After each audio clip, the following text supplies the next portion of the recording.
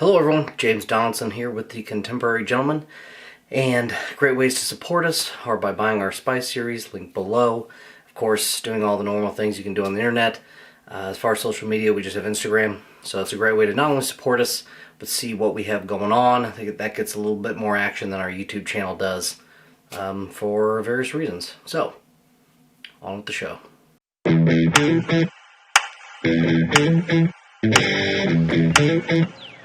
Alright, you're pretty good? Yep.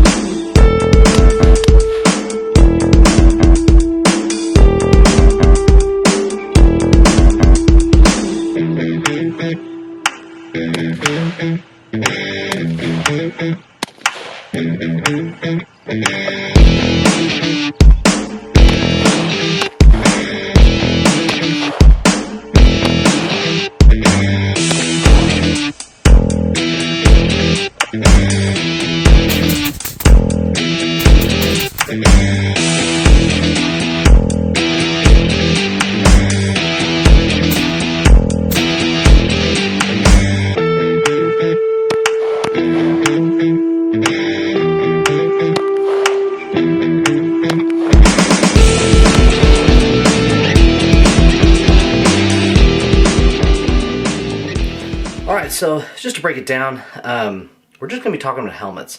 I'm not going to have my usual kind of layout that I normally do as far as structure, you know, the caveats and variables and all that. Instead, I just want to have a simple discussion on helmets. I've been getting some questions from other soldiers as well as friends of mine that aren't in the military that want to train with gear, and I encourage that. I'm one of those people that encourages that. Second Amendment and all that. So, moving on from there, let's get into the first bit.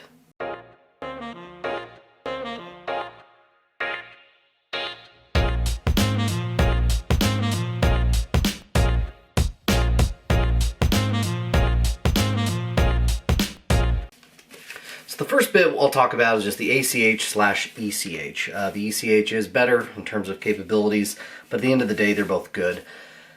As far as price, I'm starting with them because they're kind of the, how do I say it, they're the least expensive.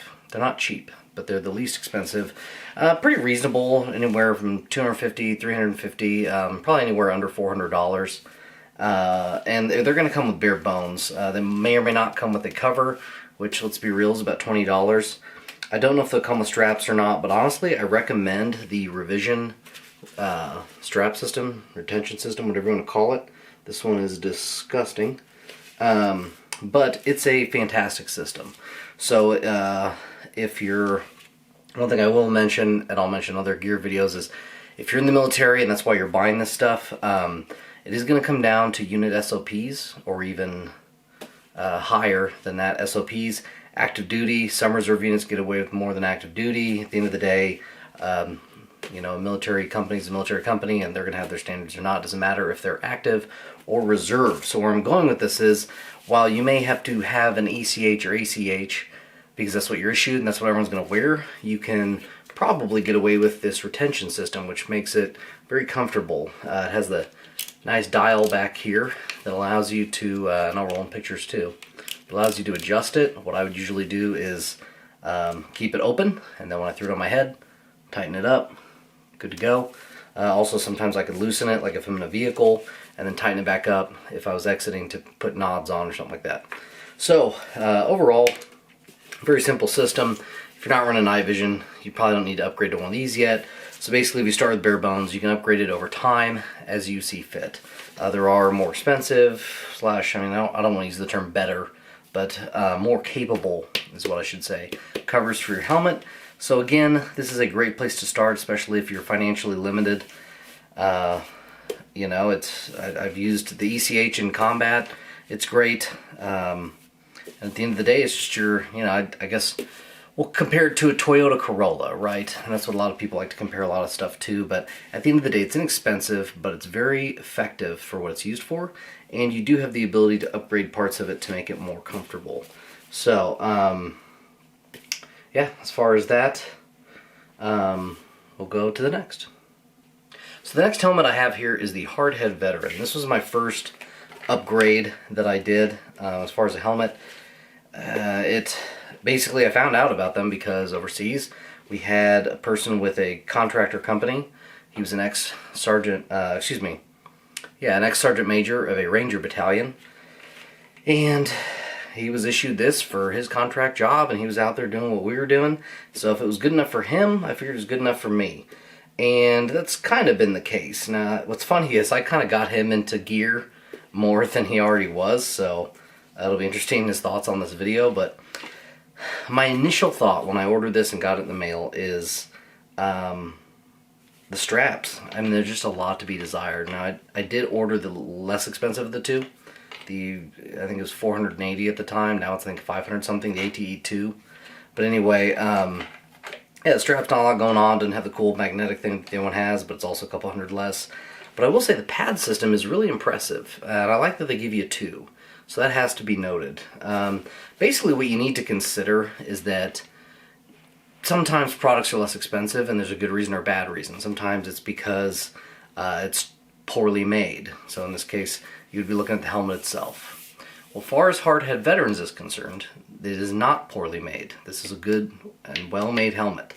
Where they were able to save costs is things like the strap system. And so basically consider it like someone manufactured an ACH, ECH type helmet, a Mitch helmet, and had it with the cutaways, right, for comms. And then they threw on a couple rails, which are M-LOK, which we'll talk about in a moment.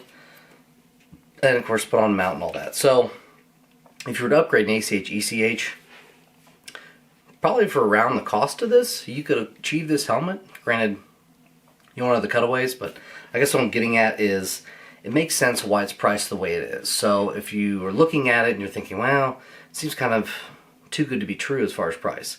It's not. I think these straps are not very good. They're good enough, but they're not that good. I would consider, I don't know if the holes would line up, but I would consider putting in the revision system I mentioned, other than the fact that it would kind of screw with the pads that I do like. So you're a little bit stuck with the straps here. That having been said, they've got their version of the comm setup, which I don't like. Similar to the Unity, it's constant pressure. I think the Unity probably is executed better, if being honest.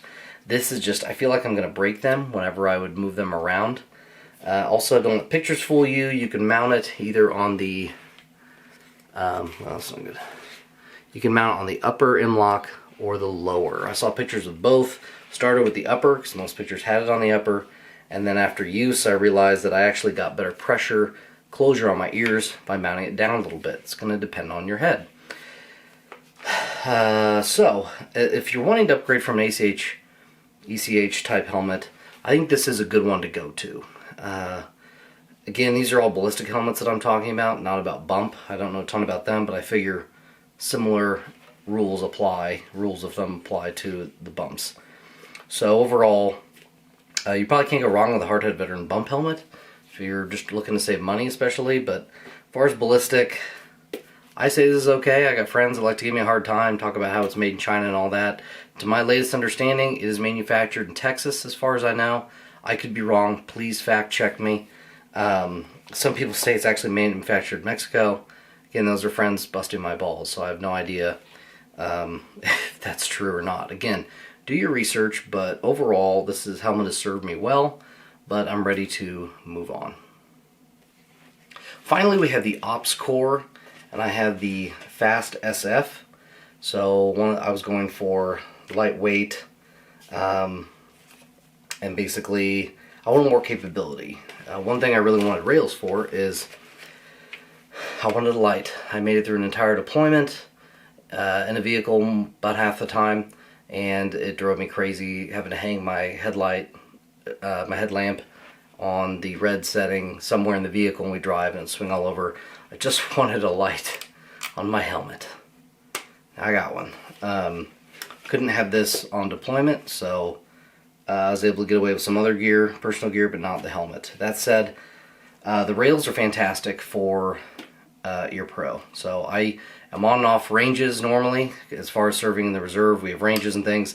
These are so nice to be able to pop off and in.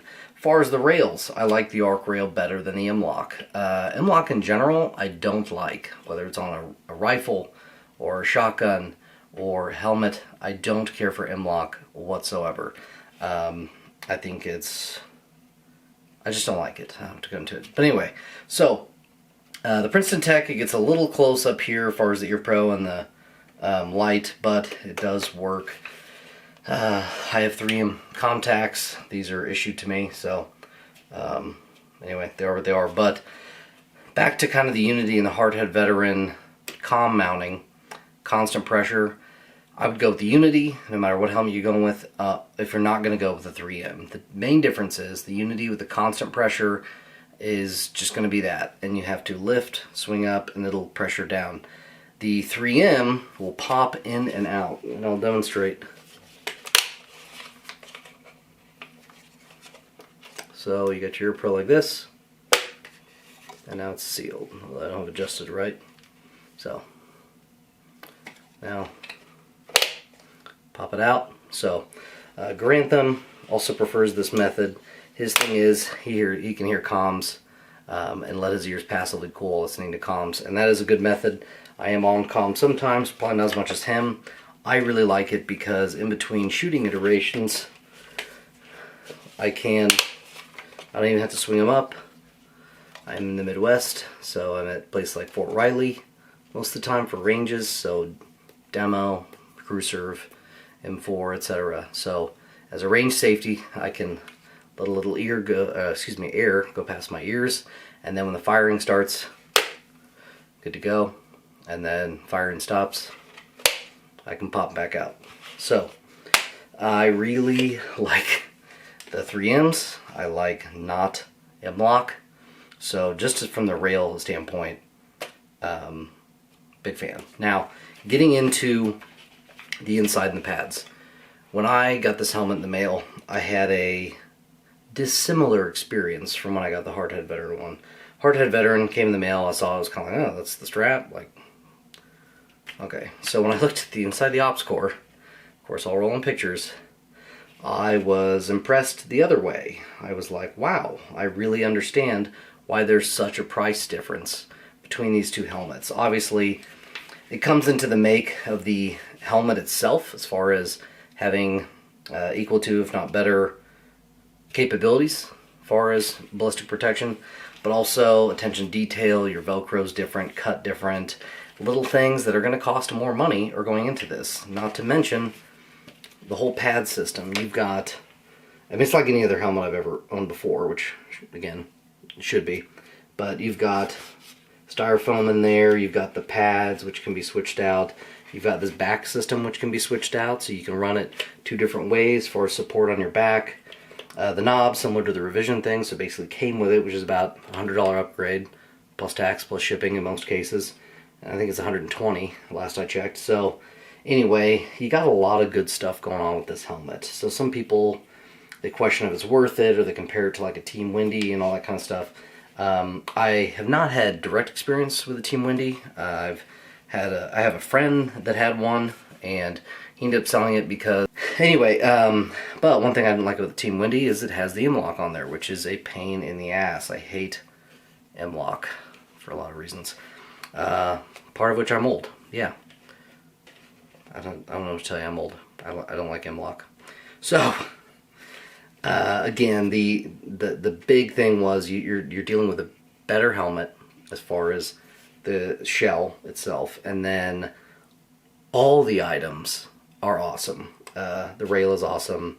Again, the inside, the pads, all that. So to me, it definitely makes sense why the ops core is the most expensive out of these. I think yes and no, you're paying for a name. When it comes to things like names like OpsCore and Surefire, they do the R&D. So you pay a lot for the name, but you're paying for the R&D.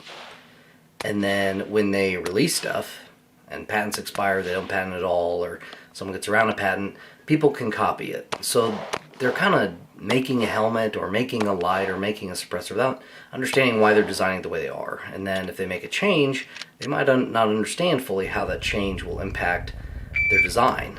Whereas research and development, R&D for Surefire, OpsCore, they're definitely putting in the time, definitely putting in the effort and the money to create an excellent product. So if you want to support that effort, awesome. If not, I get that too. Again, hardhead, wherever they're made, ECH, ACH. I hope overall I've presented good information that's going to help you make your purchase and your decision.